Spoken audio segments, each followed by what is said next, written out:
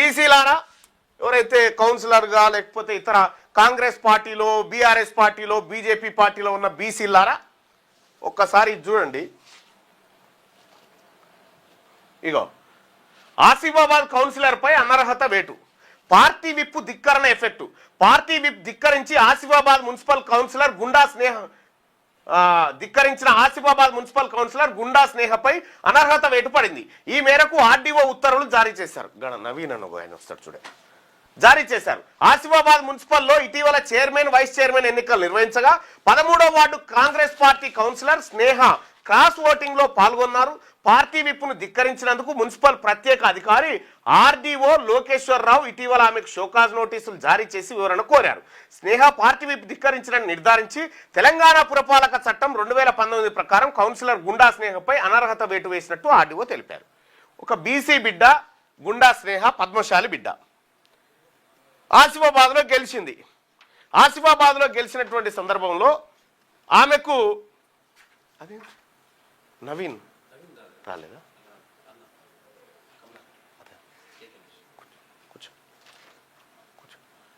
ఆసిఫాబాద్లో ఉన్నటువంటి ఈ బిడ్డ ఎవరైతే ఉన్నారో ఈ పద్మశాలి బిడ్డ క్రాస్ ఓటింగ్ చేసింది, పార్టీ విప్పు ధిక్కరించింది అని చెప్పి ఆమెను కౌన్సిలర్ పదవి నుంచి తొలగించి అనర్హత వేటు వేసిరు. బీసీ బిడ్డ కౌన్సిలర్గా అయితే ఇక గిది చూడండి. శ్రీ తూర్పు నిర్మలా జయప్రకాష్ రెడ్డి ఇటీవల జరిగిన స్థానిక మున్సిపల్ ఎన్నికల్లో ఇస్నాపూర్ మున్సిపాలిటీ ఎన్నికల్లో కౌన్సిలర్ అభ్యర్థిగా కాంగ్రెస్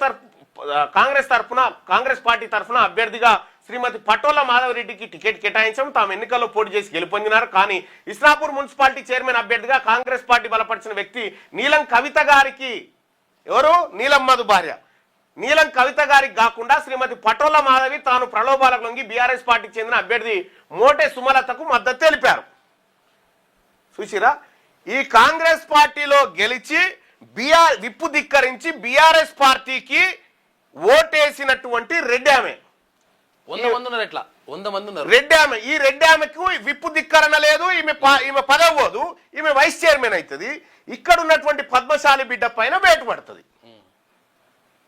రఘునందన్ రావు బీజేపీ నుంచి అక్కడ రఘునందన్ రావు విప్పు ధిక్కరించవచ్చు, బీజేపీ నుంచి బీఆర్ఎస్ కోటేసుకోవచ్చు. అందుకోసమే నేను చెప్తా ఉన్న బీసీలందరికీ కూడా వీళ్ళంతా దొంగల ముఠ, ఇది నరరూప రాక్షసులు. రాజకీయం తెలివిగా చేయండి. అనర్హత వేటు బీసీలక, వీళ్ళేమో పదవులు పంచుక తింటా ఉన్నారు. ఇగో కంగ్రాచులేషన్స్ అని కాంగ్రెస్ పార్టీలో గెలిచి బీఆర్ఎస్ కు మద్దతు ఇచ్చి వైస్ చైర్మన్ పదవి తీసుకున్నటువంటి మాధవి నరేందర్ రెడ్డికి ఇన్నారెడ్డి గారు ఏదో శుభాకాంక్షలు చెప్పిండు. Congratulations vice chairman Isnapur municipality అని చెప్పి పెట్టిరు. ఇక్కడనేమో ఒక బీసీ బిడ్డ చైర్మన్ అవుతుంటే ఇంకో బీసీ మద్దతు చేస్తే అనర్హత వేటు.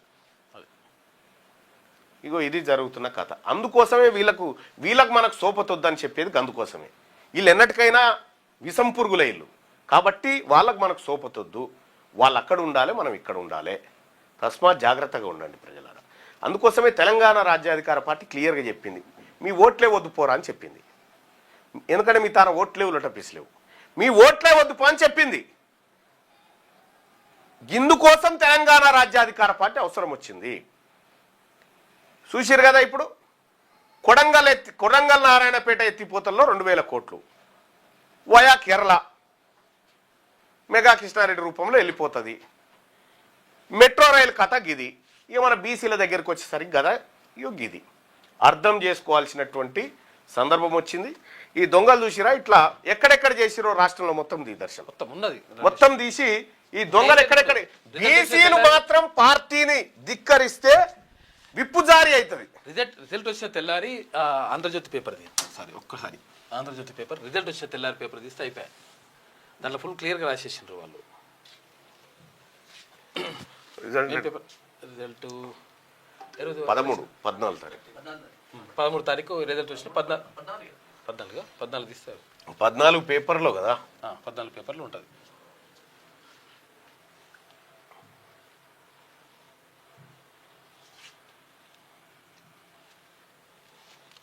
ఏ పార్టీల నుంచి గెలిచి ఏ పార్టీలు తిరిగి 3 పార్టీలు ఒకటైనాయి. బీజేపీ అభ్యర్థి సపోర్ట్ చేసిన బీఆర్ఎస్ అభ్యర్థి ఇట్లా అని పెట్టిన వాళ్ళు కాదు. అదేమో 16 తారీఖు కదా రిజల్ట్ రిజల్ట్ వచ్చింది, కానీ మేయర్ ఎన్నిక టైంలో కదా. అరే అవును మేరే ఎన్నిక కరెక్టే కరెక్టే. అయితే 17 తారీఖు కరెక్టే.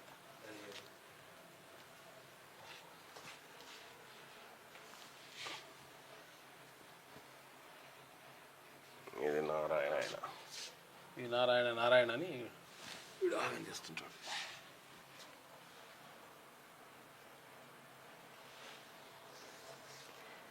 All India Sri Chaitanya.